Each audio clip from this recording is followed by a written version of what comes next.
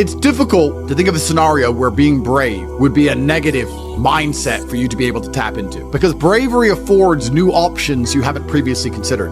If you're a coward, you don't have certain options on the chessboard because you simply don't have the bravery to make X moves. But if you are brave, you can analyze these moves. So you have a whole bunch of moves that most people don't have. Most people do not have the bravery to consider alternate paths. You need to be able to look at the chess moves that most people will not be prepared to make, and most people live very afraid. So bravery is an extremely important skill to hone. It's something you should practice. You should often sit and think, what would be the bravest decision I could make in this scenario? What would be the bravest one I could possibly make? And consider it. I'm not saying do it, but you should get in the mental model of considering it. Because quite often when you're a coward, brave decisions don't even cross your mind, ever. They don't even cross your psyche. They're not even something that's interesting to you. You haven't trained your mind to consider them. So you need to train your mind to consider bravery, because bravery is something that is going to universally apply throughout your life. It doesn't matter if you're rich, it doesn't matter if you're poor, it doesn't matter if you're in Thailand, it doesn't matter if you're in Peru. Having the option to be extremely brave and consider the options which are afforded only to a brave person is going to be something which is always going to benefit you. So it's very important that you consider and think about bravery as a whole, something I want you to hone. Because life is sales. Convincing a woman to love you is sales. Work is sales. Life is sales. So fantastic thing to learn. Boxing, once again, fantastic thing to learn. It's very good. Your body and mind are connected. You do not have a strong mind without having a strong body. Fantastic. Who should you be before you become rich? Well, money is an amplifier. Money's not going to change who you are. It's going to amplify who you are. If you're a good person, it'll make you a very good person. If you're a bad person, it'll make you a very bad person. If you're a weak person, it'll make you very weak and cowardly and scared. If you're a strong person, it'll make you very brave. Money amplifies. So you actually kind of have to hope that you don't get rich too early before you've struggled enough, because men are built on the back of struggle.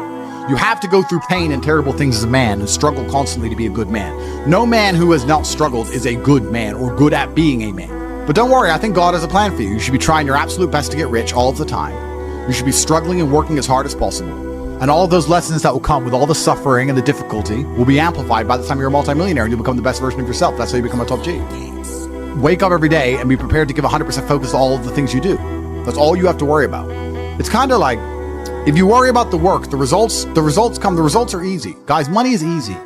Money is easy. Women are easy. The life you want is easy. All you have to do is fall in love with the work. If you fall in love with the work, fall in love with being good at doing your work, getting it done, never missing a day, because the easiest way to make sure you never miss a lucky day is to try every single day. Lucky days exist, and you're never going to know if you have a lucky day or not unless you try every single day. Then you're never going to miss any lucky days, and you're going to pull it off, and you're going to realize it wasn't actually that difficult. All it took was consistency and constant effort, never being lazy and doing everything I'm supposed to do properly.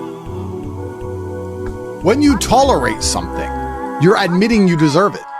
You're going to get exactly what you deserve in life, from women, from masculine friendship, financially, respect on the street, luck.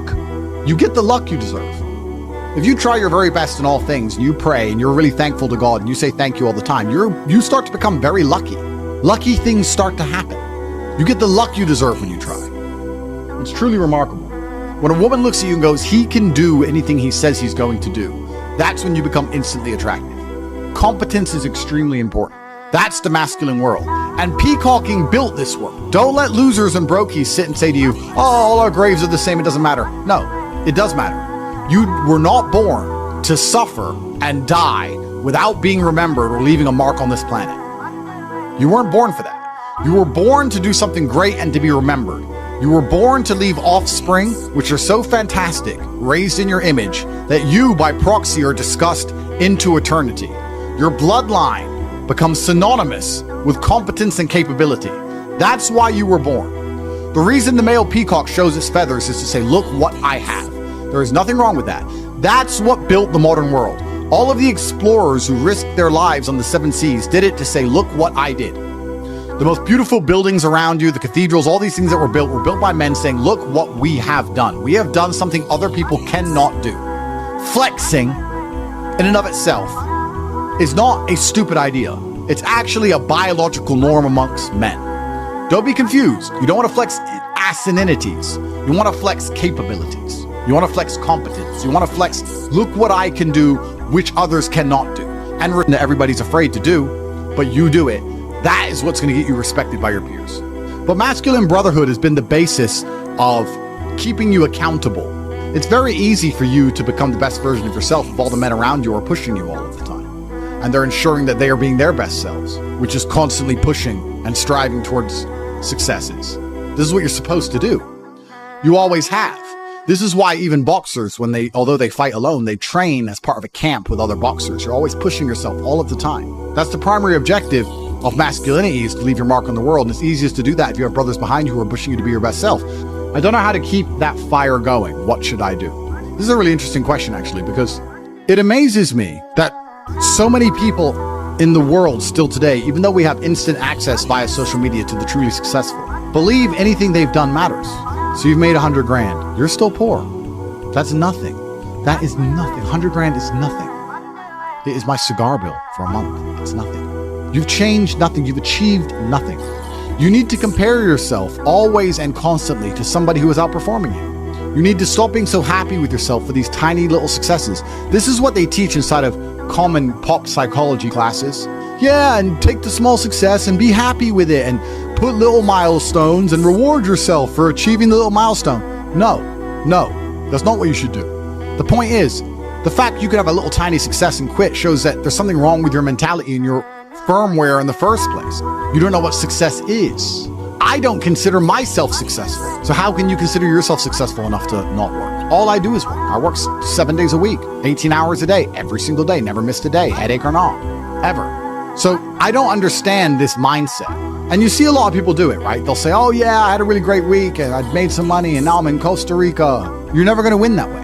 People often say to the extremely wealthy people, why do you work all the time? All you do is work. If I was as rich as you, I'd just go on holidays. Not understanding that the kind of person who goes on holidays when they have money is not the kind of person who becomes truly rich. The kind of people who become truly rich are the people who work every day no matter what, which is why all of the people who are truly rich are workaholics, because it's the only way to really get there. You can get to a certain point once you're a trillionaire, you're Jeff Bezos or whatever, that you can take some days off. I'm not saying that, but the point I'm making is you need to fall in love with being happy with yourself for how hard you've dedicated yourself to a task. That needs to be more satisfying to you than relaxing. Relaxing is probably the most boring thing you can possibly say for me to do. Say, Andrew, do you want to go relax? I say, what do? Stare at a wall? That sounds terrible. Nothing is worse than relaxing. I don't want to relax. I want to work. That's all I want to do is work. Because if I work and I achieve things, I feel good inside. I got something done. I feel good. I feel happy. If I just relax, nothing's been achieved, so I don't see the point of it. It doesn't even relax me. In fact, it makes me very anxious. So then I feel more stressed than if I was just doing the work in the first place, which is why relaxing is impossible for me. And he said, well, it sounds like you have an anxiety disorder. If it's a disorder that allows me to constantly work all of the time and never be happy unless all of my work is complete, thank God I have it, because if I didn't have this disorder, I'd be a normal jackass like you. Guys, time is running out for a chance to win. It truly is. You guys are truly running out of time. It's very important that you get your act together quickly. So if you want to call it anxiety disorder, then get one. Don't be talking about headaches. Don't be talking about working. Don't be arguing with women. You have things to do, right? It doesn't matter if you have a headache or not. You must work. Anxiety sounds like free energy. Could give me more. Absolutely. Anxiety is exactly that. It's free energy. Nervousness is free energy. The inability to rest or relax or sleep is free energy. You just have to have the discipline to direct it in the correct directions. You need to sit at home and feel this fire inside of you, because you do not have all of the money you want, all of the respect you want, and your name has not been echoed into eternity. You're not etched into the halls of history. You need to take all of that fire inside of you and all of that anger and direct it at one task. And you need to try your absolute best to ensure you succeed in that task. It's down to you. I can't drag you across the finish line. I can only show you where the race is and try and hype you up before you run. I can take you to the start line. I can tell you you can do it. I can tell you how fantastic it is when the race is over. I can tell you it is worth it, but you have to be the one to run the race. I can't carry you. If you're going to ask me stupid questions about headaches, you're never going to make it. There's going to be a huge contingent of the populace that never make it. But when you do, it is worth it because you're remembered. And that's the whole point of being alive as a man in the first place, is to go down in history. It's not to go through life comfortably. It's not to go through life without struggle, without pain. The point of being a man in the first place is so that you suffer enough for people to remember you, to die for something, to live for something. That's the whole point in all of this. There's nothing else to do, and make your name synonymous with something fantastic which has affected humanity and culture. And it's very difficult to do that if you're insignificant and broke and lazy and stupid with a fucking headache. I don't think most of you realize that you do not have time. Everything is time. Time can be converted into anything. We all know time can be converted into money. People say often, time is money. This is true. Money is also time. You spend money to save time. Time is the enemy of the rich man, so he takes a private jet to save time. Money is the enemy of a poor man, so he waits in the bus to save money. But they're the same thing, money and time. So when I say you don't have time, this is something you need to remember because it's extremely important and you can apply it to most things. You do not have time to have a headache. Do you understand? I'm not saying you don't have a headache. I'm not saying your head doesn't hurt. But you don't have time for it to affect your life. You do not have the waking hours. You are being outcompeted and crushed by people who are more powerful and more connected than you'll possibly ever be. By people who know things you do not know. You do not have time to have a headache. It's simply not acceptable. How do you perform when you have headaches is a stupid question. The fact you've even framed it in that way shows that you don't understand the world. I'll give you another example. You don't have time to argue with your woman. Your woman started an argument today or yesterday, whenever, and you've been texting back and forth. You don't have time. You have things to do. There's unlimited work in the universe. You don't have time to have a headache or message girls or scroll Instagram. You don't have time for any of these things. Time is your lifeblood. It's all you've got. You can turn time into reputation. You could turn time into global fame. You could turn time into respect. You could turn time into a fantastic body. You could do anything with your time. You could choose a random embassy. You could choose a random country that you have beef with. Chile. And you could go stand outside the Chilean embassy with a sign saying, "Down with Chile." For no reason. But if you stood there every single day, after about 2 years, people would be like, who is this guy and why does he hate Chile so much? You can turn your time into anything you want. So how are you going to waste it sitting around saying, I have a headache? Boo boo, I have a headache. But the question is framed incorrectly. If I have a headache, I don't care. And one of the main reasons I don't care is because my enemy doesn't care. You know, when I got injured when I was training for fights, my coach would often say to me, is your enemy going to hit you less or show you mercy because of this injury? If you say, okay, we're about to fight, but halfway through the training camp, I hurt my foot, so, take it easy. No, he's going to try and destroy me anyway. So if he doesn't care, why do I care? And why does my coach care? Nobody cares. The people who are trying to steal your woman, and trust me, everyone is. The people who are trying to take the money that you want to earn and put it in their pocket before you can. The people who want to have large and gorgeous feathers on their peacock to show the world all the amazing things they've done. They don't care that you have a headache. So why do you care? You need to reprogram your mind. You don't have time to have a headache. You don't have time to be doing the majority of things you do. And there's always been and always will be. And we could talk about that again. We were talking earlier about competence, right? Do you think a woman sees you as competent if you complain about having a headache? Let's say you have a headache. It's fine. You have a headache. I'm not disputing that. Maybe it really hurts. That's terrible. If you go, oh, I've got such a bad headache, do you think a woman looks at you and goes, yes, oh, I found the guy for me? She may not say anything. She may say, oh, do you want a pill? But really, deep down, this guy's a dickhead. I mean, if you got hit in the head with a hammer or shot in the face, fine. But why do you have a headache? From what? Scrolling TikTok. A lot of you deserve the failure you endure. The universe is very giving. I often believe, people say the world's not fair. I'd argue that karmic retributions, and in the long run, all in all, is pretty fair. Karmic retributions are real. In the end, God gives you exactly what you deserve. So if you're not happy with your life, you have to ask yourself, do you really deserve more? Have you really tried 100% of the time? Did you ignore that headache? Are you as competent as you could possibly be? Have you given 100% every time you've done anything? No, you deserve what you have. You deserve your mediocrity because you're an average person. You want a Lambo and these women and a boat and whatever else you want because you see it on Instagram, but wanting something and deserving something are very different things. If you truly deserved it, you'd be working for it in a way that ensures it would be given to you by the universe. Every single thing I've ever wanted, I have got. Maybe not instantly, maybe not easily. In fact, certainly not both. It was always difficult and it always took time, but I really wanted them, so I always got them. And I put in enough work to show God and show the universe I deserved them, so he gave them to me. I cannot remember a single time And I still don't remember a single time I have ever decided not to do something that must be done because I had a headache. Ever. It is easier if you enjoy it, because you do not struggle with lack of motivation or lack of interest. For me to say you could honestly be world champion at something you hate is a lie. You can, however, be competent at things you don't like. You can be very good at something you don't like doing. To be the best in the world, you probably have to fall in love with it. But the way you do anything is the way you do everything.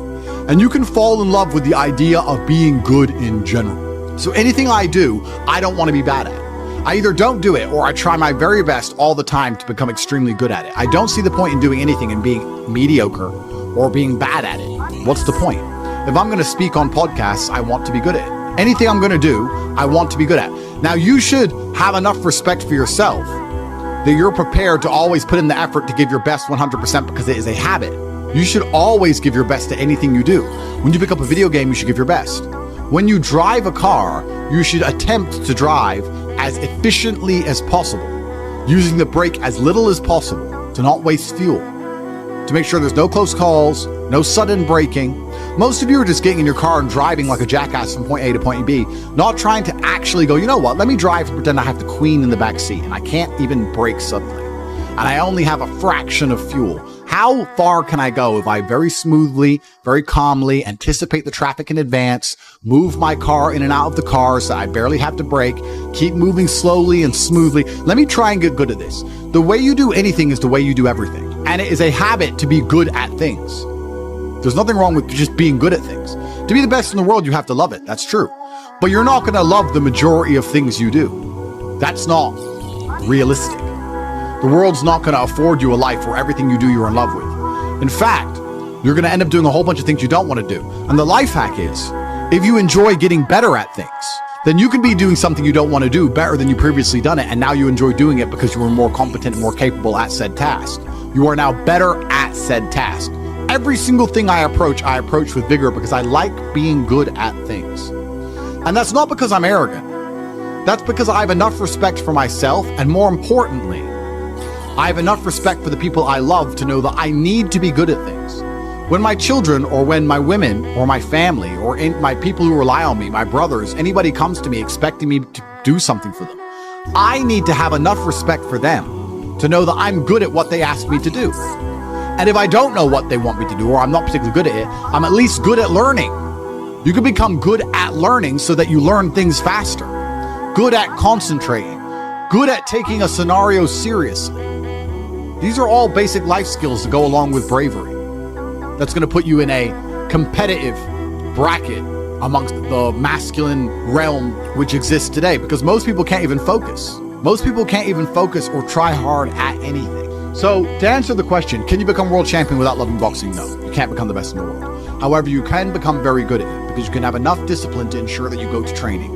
And you can make sure that you're the kind of person who, if you're going to go to training, you're going to try your best. Guys, you're going to go to training for an hour. Whether you try hard or don't try hard, you're going to spend an hour in the boxing gym. There is no reason to not try. That is a learned habit. And what you often find with people who need to be motivated into things, because they're not disciplined enough to do things and not disciplined enough to do things properly, they'll go and say, I went to boxing training, as if that's all that it's about. It's not about going to the training. It's about trying hard in the training. It's about giving it your all. It's about dedicating yourself. You're going to give an hour up anyway. There's no reason to not try. Most people go through their entire adult life without trying 100% hardly ever. Think about it. Even when you go to the gym, you don't try 100%. You try 60%, 70%. You don't try 100% at home. What do you try 100% with? Do you really try 100% with work? Are you really moving that mouse as quickly as you possibly can? No, you're not trying. So you have people who have gone through life and are going through life without even giving 100% of what they've got ever. And it's interesting because we're entering the most competitive period of human history. So you need to get very good at everything you do, all of the time. You'll learn a lot of lessons about psychology in the boxing ring. Now, they're not related, technically. One's exercise, one's the psychology of people. But you'll learn in the fight ring, you'll learn that you're not tired when you're winning. You're tired when you're losing. That once you start to win, you get to find unlimited energy from the universe from somewhere, and you just continue to push forward, no matter how hard it is. Winning is easy. It's trying to turn it around when you're losing that is difficult. You take this lesson from boxing and you apply it to everything else in life. You apply it to money and say, keep making money. It's just hard to make money in the first place. It's hard to get over that hurdle, but once I get going, it's easy. It's a positive reinforcement loop. It's a spiral upwards into infinity. It's a tornado that takes you to the promised land. So to have that unique psychological conclusion, that unique psychological input, you had to become good at boxing. So it's very important that you're good at everything you do, all of the time. Don't do it if you're not going to try. But you don't want people to learn bad habits. But it's a bad habit to coast. It's a bad habit to spend time and waste it. It's a bad habit to go, I tried, I went, I didn't give it my all, but at least I went. You see this kind of cope online all the time. Yeah, at least I went. It's going that matters. That's not true. It's trying that matters. So you see this kind of cope. I didn't feel like going to the gym, but I went and just had a light session. Why? You went anyway. So why did you have a light session? If you're going to go, do it. If you're going to do it right. There's no point in half doing anything. You may as well have not done it at all. So this idea you can coast through things, this idea you can lazily try or pretend to try or just showing up counts, I dispute all of that absolutely. You give 100% of your heart, soul, and vigor to anything you do, and it becomes a habit so that it's all you know how to do. Before you know it, you're driving a car trying to do it as well as possible. And you're having a conversation trying to be as clear and compendious and concise as possible.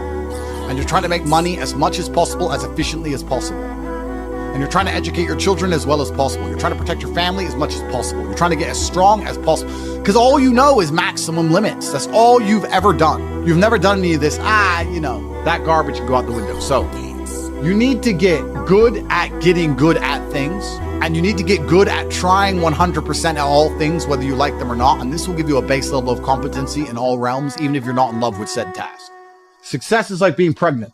Everyone says congratulations, but nobody knows how many times you get fucked. Absolutely. But that's the beauty of success, right? Because all the times you get fucked teach you the lessons you need to be successful in the first place. You would never be successful without getting screwed over. And also, you wouldn't be happy with your success without getting screwed over. The reason you appreciate that woman who's so good to you, who you trust with all your heart, who's loyal to you, is because that other woman cheated on you. If you had never seen a terrible, narcissistic, cheating woman, you wouldn't appreciate a good, kind-hearted one.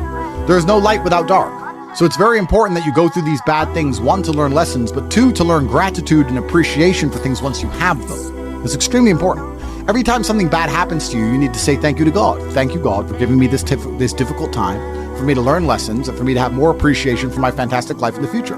That's how you should approach life. And especially success is exactly the same way. The lessons you'll learn failing along the way will ensure that when you get to the top, you can keep it.